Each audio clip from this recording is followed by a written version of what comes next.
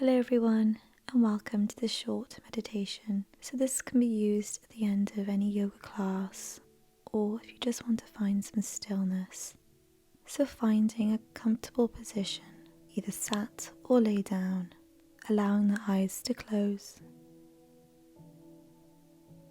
And we'll move the attention to the breath.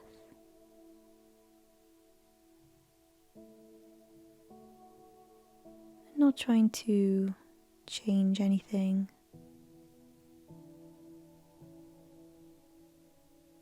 just observing the rising and falling sensations of the breath.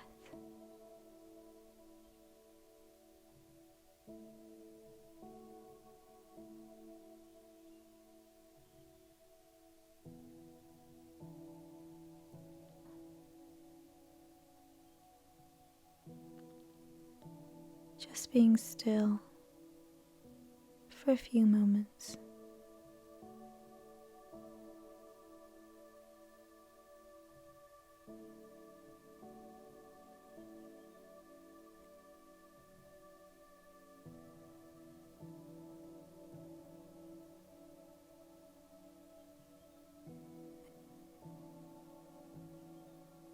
And then when you're ready,